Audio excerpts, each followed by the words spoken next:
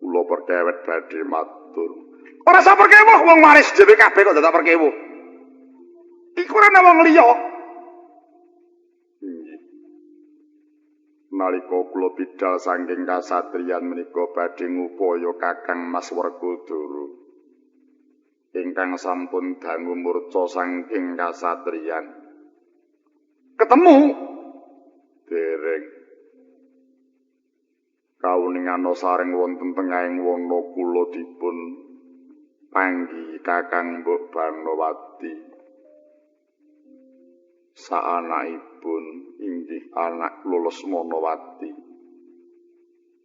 Kula dipun sraya kabuih nyirnakaken mengsah ingkang wonten Ngastina. Gandeng kula menika satriya ingkang kula tindakaken ngiringaken kebetahan kula piyambak nengenaken dhateng kabetahaning sanes menika kewajibaning satriya. Yen nganggo paugeran kuwi sak temene kuwi bener. Satriya kuwi kudu demen nulungi, ngiwakake kebutuhane dhewe, nengenake marang kebutuhane keberan iki pancen wis pas kuwi satriya. Kuwi prajurit. Nanging nadyan wis bener kurang bener nggonmu tumindak. Kowe kudu bisa mawas. Mungsuhe kuwi sapa? Lan sababe apa kok mesti dibedah? Kudu tok petani, aja mung waton tetulung. Indra mok telusur kang dadi sababmu sababe. Tundhone kowe melu kewirangan Janaka. Anane Ngastina tekan mungsuh sabab Prabu Duryudana. Kumawani gawe cinta kaling Kengara Kandharawati ra iya to? Iya Yayi Janaka pancen bener sabdaning Sang Sukma Langgeng. Pun Kakang iki mau dirawaki nyang Ngastina kang pamriye pun Kakang supaya pisah karo Pandhawa. Ngiloni marang Kurawa. Pun Kakang ora saguh, malah pun Kakang medharake kang wigatine ngengetake marang Prabu Duryudana Ewatene tutur ketawurtan tinampa. Malah pun Kakang dibondo dilebokke nyang pakunjaran. Rahayunipun Kakang bisa ngilang saka jroning pakunjaran terus ketemu kelawan Sang Sukma Langgeng iki. Lah kuwi nalare Janaka. Kudu mek pikir ora mung waton labuh. Nuni. Menawi ngaten kula ngurmau silepat. Aku ya ora maido. Teguwa kaya ngapa ati janji kepethuk sing jenenge Banowati kok mesti mingerke blatmu ki ra nggumun to aku. Mula babar pisan kowe tak kandhani ya. Donya kuwi godha sing paling ampuh mung wong wadon. Apa wae kuwi ora ngalahake karo wong wadon. Kowe kudu ngati-ati. Kowe kuwi cara wite saya dhuwur, saya akeh angine. Aja gampang kepilut marang lejeming lati lirike netra weking payudara. Kuwi kabeh mung ngapusi. Yen to nganti kebondo marang kuwi, ora wening, ora tulus, ora leres tumindakmu. Nuwun iki. Pangrasaku sing kena nggodha iku ora mung Yayi Janaka. Saiki kuwi akeh para-para ingkang padha kena nggodha. Lah kuwi mung sebab kurang jejeg kang dadi imane. Yen pancen wis lahir batin jejegake ora bakal kengguh marang kebiaring mentis ingkang kaya golek kencana. Iya. Bab iki muga-muga tansah elinga. Aja nganti aku tumindak kaya kang katindaki Yayi Janaka. Kula nyuwun pangapunten. Ya. Malah saiki rak Banowati mok gawa to. Inggih. Nah, iki ngalor ngidul nggawa Banowati. Ora mangsaku sak sing jenenge Janaka iki pisah karo wedok sedhela wae kok mesti terus lara. Nyuwun pangapunten. Menapa kedah kula wedalaken wonten mriki? Ora. Kuwi bagianmu. Kudu mok gawa dhewe. Kudu mok simpen dhewe. Aja ana sing weruh. Mung kajaba kancamu sing cedhak. Kaliuran sabanipun paduka Sang Sukma langgeng. Ning aja mok pindho ya. Dadi nek pinuju perlu ki ya perlune kuwi digoleki sik.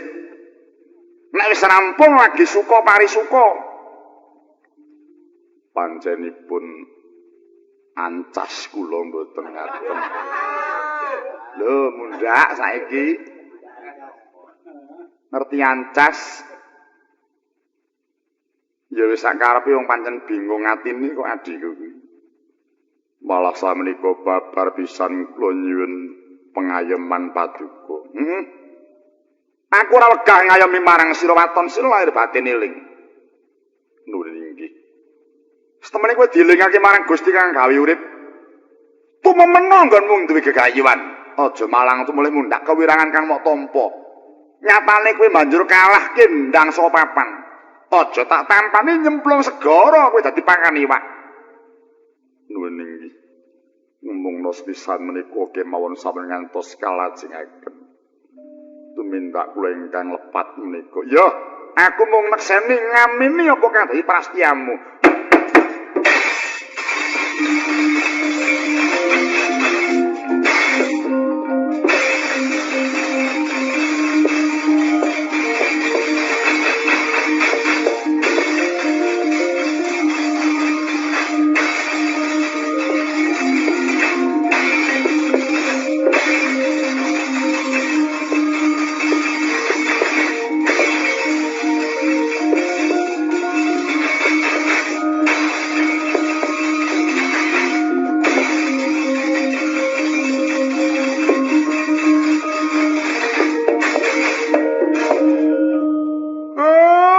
Digolaki malah wis nglumpuk enek kene. Wah, iki mas nganti sikilku mlenthung sejagung-jagung. Nganti sandanganku suwek kabeh dinggo mlayu nututi kakekne. Aku nggumun Semarang wis ajake kulino lari-lari pagi ya, Kak. Mlayune iki tak deloki mlayu mlakune iki ya mung sederhanane kok. Lek kono nututi nganti kathok wis sempal kabeh.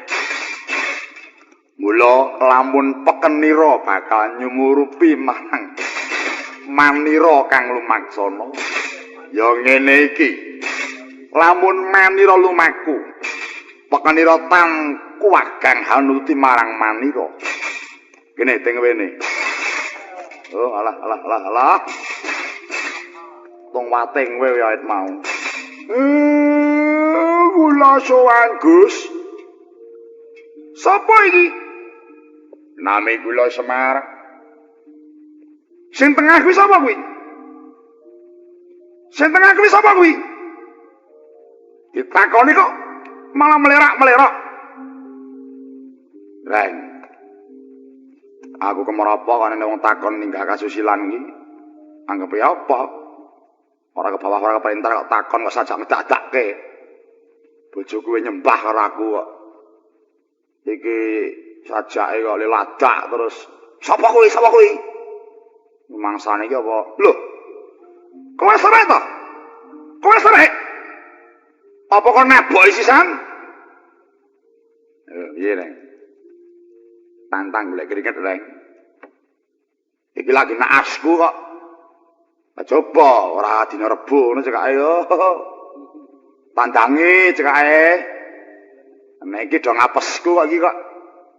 Aku ora kena tumandang.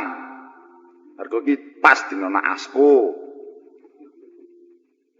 Ditakoni kok mung plerak-plerok. Ngaku wae, Reng. Duli. Sugareng. Wis ora takon aku jenenge Gareng kuwi. Oh, ngagane iki lha moyo keseron. Ditakoni kok malah plecah-plecu. Sing dhuwur kuwi sapa? Mula Petruk. Lali mburi kuwi sembuh ra tuh. Wanu wong ade kono wis ra mundak apa-apa. Weh, rumangsane iki ora nyawang mburi kae. Kakang Semar padha Raharja. Ah, inggih Wilujeng. Ponokawan padha slamet wae Wilujeng. Wilujeng. Petro. Apa Yayi?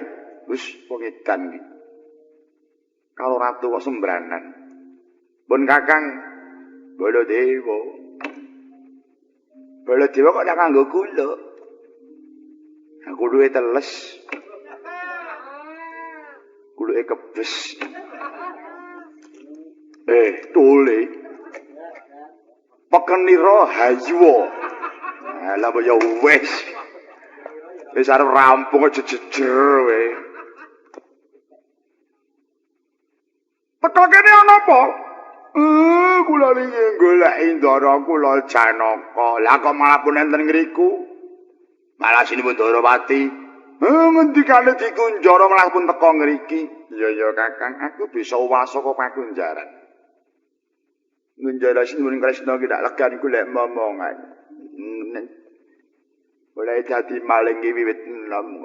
Lho iki perkara ora maling kok iki kok. Bagong, kowe aja celometan lho. Iki ana ngersani prayagung luhur. Halah. Prayagung luhur ya wong. Nyepelekke. Ora madang ya luwe. Kulup. Wis jejer meneh.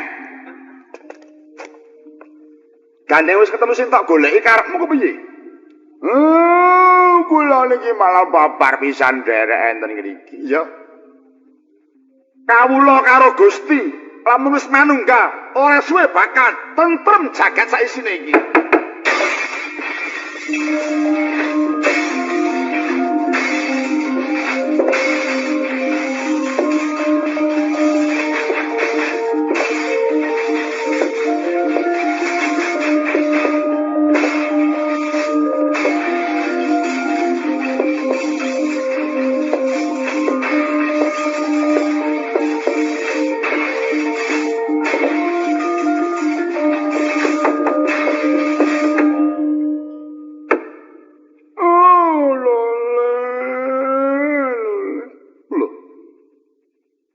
Celeng kok bisa lole-lole. Weh, Gong. Iki pomo krungu Durna nak ya serikno ya. Monggo lole-lole iki genah parapane Begawan Durna iki syaratane ngono ya. Ning celeng kok muni lole-lole. Terus ya nggumun ya, Kang. Lagi wedo iki ya celeng kok nganggathok jero ya. Kula ingkang sowan di sana. Kowe kuwi sapa? Kula menika Begawan Durna. Aduh.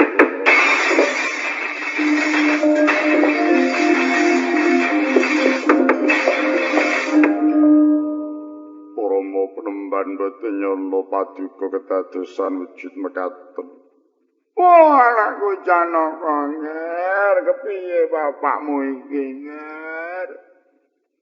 Aku pengantin nemu penandang kaya ngene dadi jalan kaya ngene nger. Romo penemban kados pundi Romo? Janaka. Kula wonten dawuh. Kuwi ora rampung tok tangisi. Kula welas sanget nyemrapi dhateng punden kula. Kuwi rak gurune to Sang Sukma Langgeng. Ya aku ngerti kuwi gurune, mula ora jeneng aneh. Pamun to ternyuh atine Janaka. Guru kang ngene nasar ya ngono kuwi.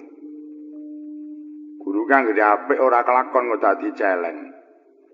Anggere ning guru wujud celeng mesti atine ya kaya celeng. Monggo celeng iki kewan, monggo kewan iki ora iso hitung-hitung apa-apa. Anggere seneng-seneng ngono kuwi sing mbuh kuwi mbokne apa adine ora mudeng wong kewan to. Kaya tekan kono no, ayo nyang diparani. Mesti nangis margo mau kepethuk karo celeng wedok. Oh, Petro, kuwi aja. Gawe nelangsane ngatiku ya aku lagi susah ya, Tru. Ya kuwi. Anggere ning guru tumindake nasar, monggo guru iki digugu ditiru. Guru kuwi pahlawan. Nyatane minterake karo anak. Ini nek guru nasar ya kaya kuwi. Oh. Senengane nglamar wong wedok sing jek perawan. Dalingane Ragong, Putri Pancala. Wis Petruk. Iki lakone dudu kowe iki. Anu kok ndawaken wekdal. Rupamu iki jek dawa lakone iki. Nggih. Ya Gong, dandan Gong, mesane Gong. Ya. Kok nek nganti ra mangkat kelangan karo tengah ibu. Ya. Mit kule nganggo siapa, Mas? Jas ke barang ya ilang. Terus nggawa jas wegah. Jas sapa-sapa dienggo. Lah ngekeki isih ya, Pak. Dikete nganti gilap. Kowe nek delok kathokku jero iki coba. Ora nggo salin to, ora. Anggere reget ta isis. Tanggone, tangi turu ta isis neh. Menika kados pundi? Kula nyuwun pepajar Raden. Janaka kula wonten dawuh. Bisa ngruwat ora antene malaning gurumu iki. Kula babar pisan nyuwun tulung kaliyan jengandika Raden kepareng wong sadani punden kula. Begawan Durna menengo bakal tak sampurnake nirmalamu. Tan samara pamoring suksma sinop maya wilah nyaweng sepi sinimpen telenging kalpu pambukaning warana parlen saking liyep layaping aluyut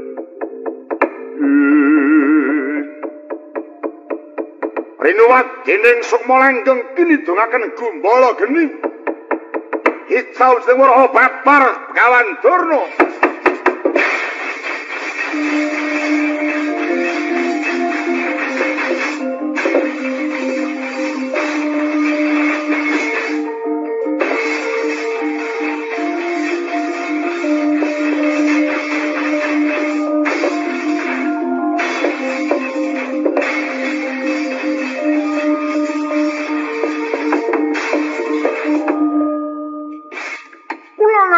Penuwuning tanpa upami kisana sampun majaraken dhateng pepeteng kula.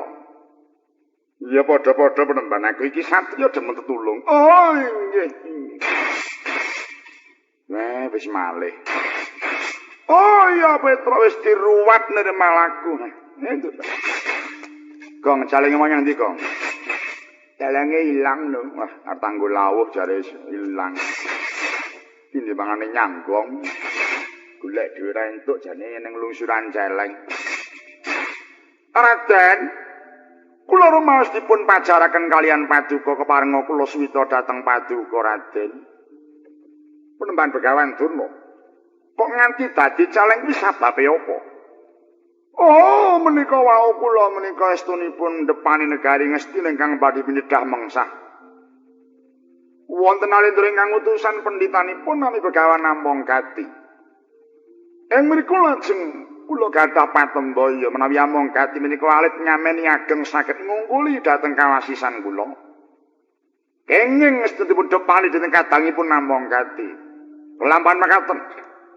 Kula taken nipurtitis pawangsulanipun. Temakula dipun sotaken babar dados wraha menika wau. Ingkang menika inggih Raden babar pisan anggen Paduka majaraken keparenga kula aturi ngrebat wangsul negari Ngastina Raden. Niyata laruta saking godha sang guru kula. Yang mutu kota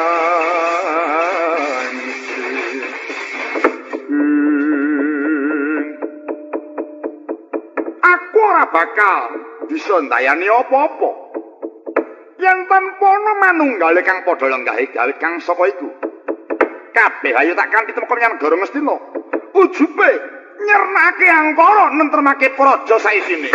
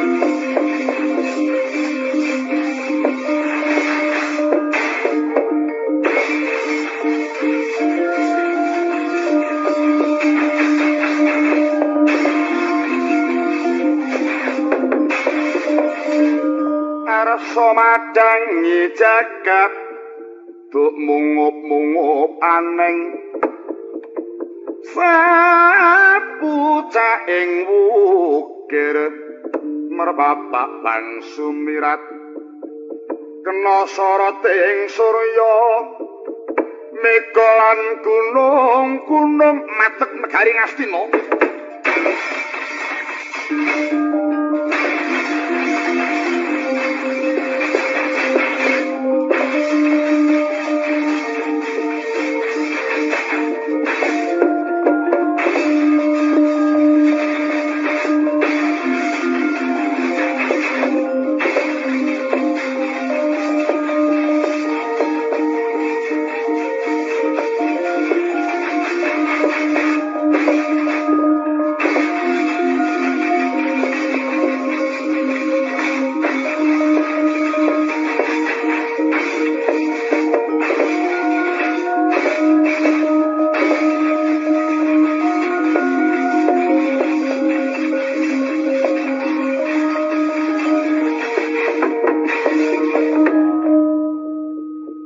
Kakang Premban Hamong-Gati. Apa Yayi Prabu? Rumangsa bungah rasane atiku sabab aku wis bisa nyingkirake marang panengah Pandhawa yaiku Raden Janaka. Winang wong marang dewa uripku Kakang Premban ketitik aku perang karo sapa wae menang. Aku nyipta apa wae kelakon rumangsa mulya uripku tentrem atiku. Nanging elinga marang pamangsaning para pinter. Yen kamulyan kuwi dirasake, saya nggembirakake, saya marmake, ya sapa wae kasembadan mundhut apa wae kelakon. Kudu linambaran pepanget ingkang tumuju marang pengati-ati. Cetane mengkin yen kesenengane kuwi keladuk, kuwi mengko tundhane bakal mbabar kesusahan. Ning kosok baline, yen kesusahan mau saya ndodro saya ndadi, saya batek dirasake saya tingtrim, kuwi adate kebungan bakal tinampa ora suwe. Mengkono kuwi wangsaning para pinter sing wis nate tak tampa mula juru nemu suka elinga marang duka prayoga rak wis nate to kang nate diwiletake marang para widowati jroning suka elinga Purwadaksina lan sak paninggalane marga yen kesukan mau ora dilambari marang pepanget ora urung bakal mbilaeni. Jangan kuno. Kok gugu-gugu. Anane aku mulya rak rekas aku wis tak rasake dhisik. Lah iya ning jroning mulya kuwi elinga duk nalika rekasane. Yen wis duwe kuwi elinga nalika jaman durung duwe dadi mengko kababare ora ngadigang adigung adiguna. Wis mung ngolak-walik kahanan. Nek susah iki nganti nemen kuwi bakal enggal nemu bunga.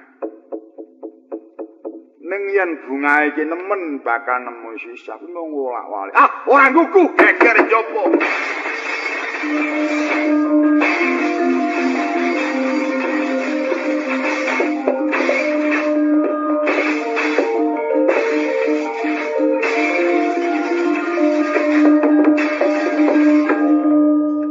Yai Darya Maya suwan mring ngarsaning ingsun. Ih, kok Prabu paring watur wuning. Ana apa?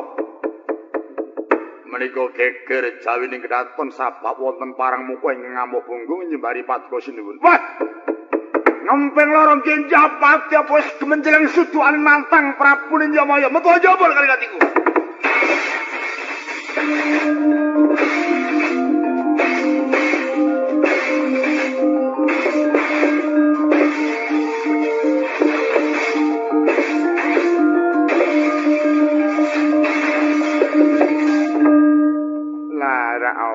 Lagi wae aku muni iki wis ana lakon kang ora dikarepake. Ayo wong patraping mudha keras budi kurang titi kaduk wani kurang deduga. Welane ora tak awat-awati. Nemu lakon apa adi-adiku iki mengko.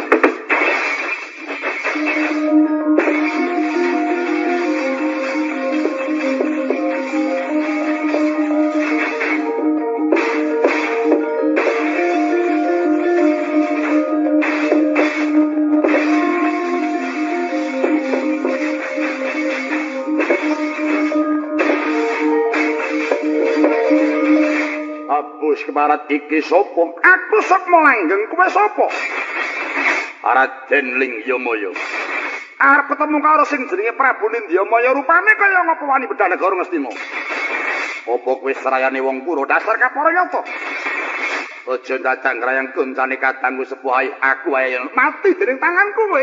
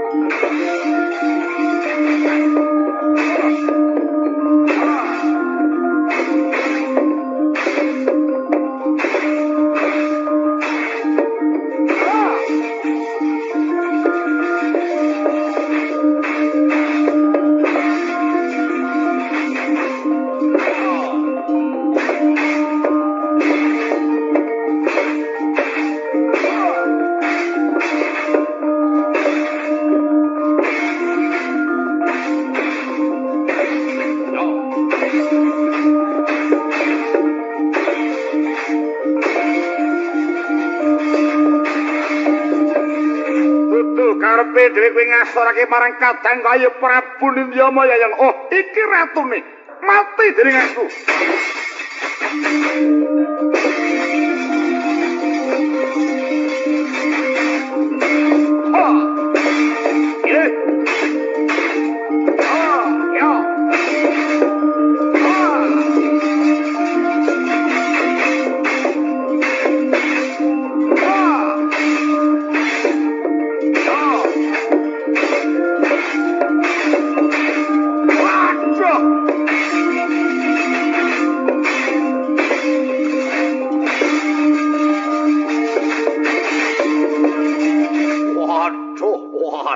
Wujude cilik ning Sekti Mandraguna.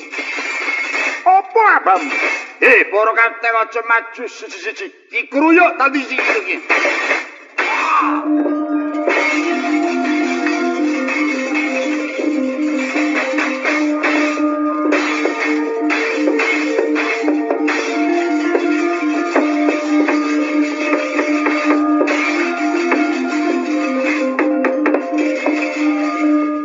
Sukma Langgeng kinaraya marang Prabu Nindyamaya, Lingyamaya, Cahyamaya, Daryamaya. Pangraya ing kadang catur marang Sukma Langgeng pesemone kaya dene curiga sinandhangan warangka. Ing mangke kedayan marang tentreming jagat saisine. Sirnane ngangkara ing mangke ambarengi marang ilanging Sukma Langgeng marang Nalendra sakadhangi pisan. Ical wujuding Sukma Langgeng lan ratu patih balah kadangipun kekalih. Babar Sang Werkodara.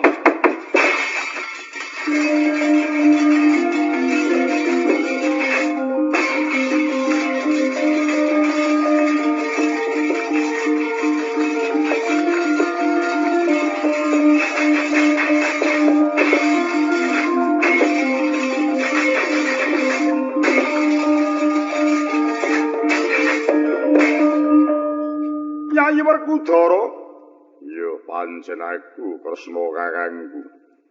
Pangabekti kula Rama, ya Gatot wis tak tampa. Pangabekti kula Kakang Mas Jlamprong wis tak tampa. Banget panarimaku kowe padha goleki aku. Siap ditimbul saka ngendi? Sukma Langgeng maos temene aku. Lho, lah ratu sak sedulure mau. Ratu sak sedulure iki mau dimadi sangka nafsuku patang perkara.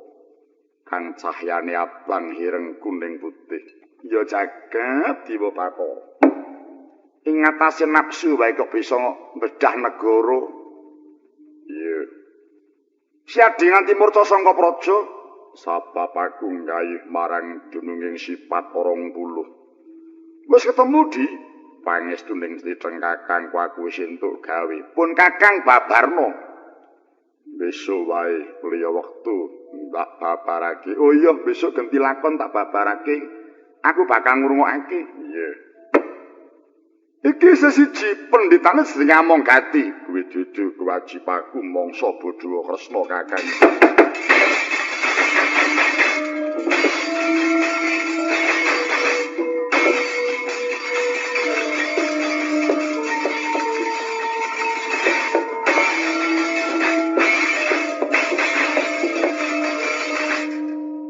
Trima pantine sedulurku papat. Sapa iki? Gatotkaca kuwi sapa? Begawan Among Gati. Aku mbelani patine katangku, Celewetha dening aku.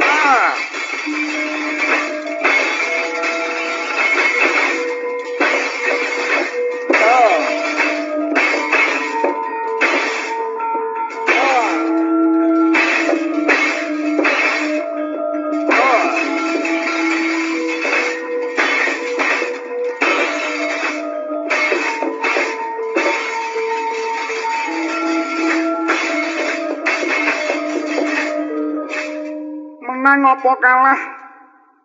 Kula kawon. Pancen dudu tandingmu. Lajeng kados pundi wong? Petro ana ngendi? Petro. Ngapa ta ya? Wis dikukuti kok dijikon ae. Durung rampung. Alah. Wis adus lho niki pun resik lho niki. Kowe jek kon keringetan meneh. Ora ngono iki kaya resik-resik dhewe. Petro, lun, ayo tak kantis delok termundi nyang kendali sodo, monggo.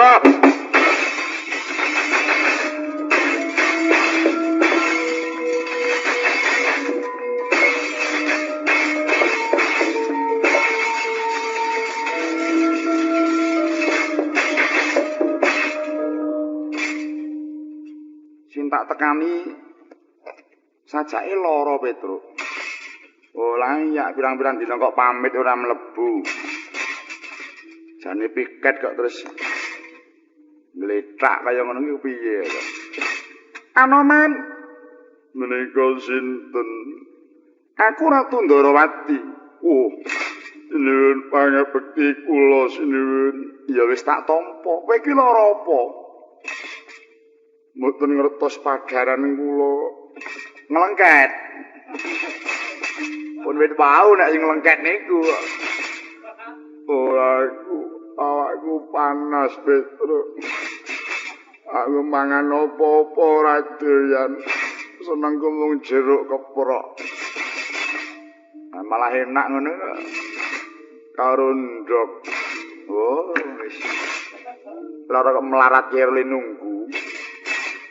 Mongko aku teko kene iki bakal njaluk tulung kowe Anoman. Adawan menapa sinuwun? Ngestina ketekan mungsuh jenenge Begawan Among Gati. Pangrasaku ora ana kang bisa nyirnakake mung kajaba kowe. Lah mongko kowe lagi lara. Anjenipun mboten kados kula menika kepengin nyambut damel nanging kados pundi wong badan kula suwak kados mekaten. Kerep jamu, Den. Wis Petro aku ya sok jamu ning kok meksa lara. Upama kowe kuwi waras aku. Mboten namung waras nadyan kula menika sakit waton wonten ingkang beta kula sagah. Senengmu numpak apa? Numpak kereta? Waduh gograk. Apa numpak Garuda? Penak, wis numpak Garuda itu dhuwur. Wis mumpung cuacane apik. Ora aku sing ngonen. Lah senengmu. Kula purun mangkat menawi dipun gendhong. Nah, nek ngono ora ana ilange aku nggawa tenaga. tenaga jibaku. Lah iki ngene, Pit. Weh, wong edan iki wis tekan sini wedari. Kancane sing ning kene kok malah bablas dhisik. Lho toto wayang. Weh, lah sing geblas. Petruk mrene. Pun. Kowe rene ora? Ora gelem balik cokro siramu. Lho. Ndang pun ah. Selan nyesek. Wis tak aku ngerti wektune. Nggih. Anoman gendongen. Ora gelem gendong. Tugel gulumu. Wis kuwi dawuhku. Waduh. Nek perintah iki jan kaya hansip. Citong nggih. Anu gendong. Iya aku gendong. Nggih ngene. Wah. Kok mamek. Lah. Wah, wis ya kebangetan iki. Ya aku ora iso lunga kok terus. Ini ya grobok. Gendong Mas.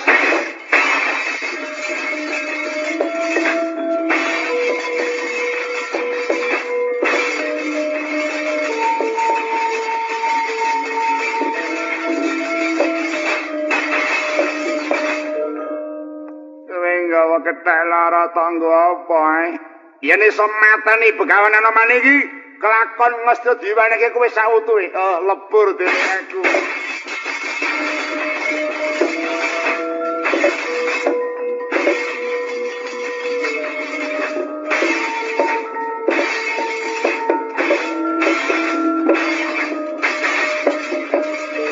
Dadi lan warase Sang Anoman among gati cinangker meling-eling dudu menungsa sewantah. Sejatine iku Sang Mayangkara ingkang memba pendhita dubi pinanggih Anoman kaya ketemu marang wadahe. Ya manunggal sajiwa Sang Mayangkara.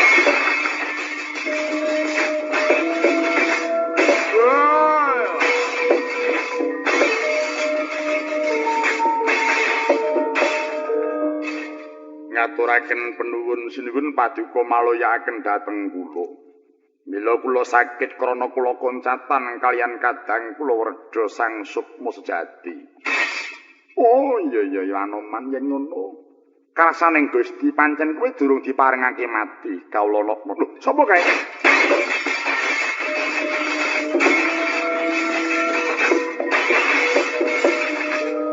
Koko Prabu. Oh Nyai Prabu Duryudana inggih kula. Wah, meh pangling aku. Kula saking pagunjaran dipun luwari paman sengguni kados pundi pawartosipun mengsah sampun sirna sedaya ngestina sampun tentrem tumuli kula konduraken Yayi Prabu. Aduh bingah manah kula monggo Yayi kepareng makempal wonten pendapi sampun dipun rantos kadang paduka Yayi Werkudara Janaka sampat para narapraja. Aduh Koko Prabu bingah manah kula ingkang saged majaraken sinten Werkudara sakadang. Aduh, adikku iki tresna karo pun Kakang. Menawi mekaten, Koko Prabu, kula suwun Koko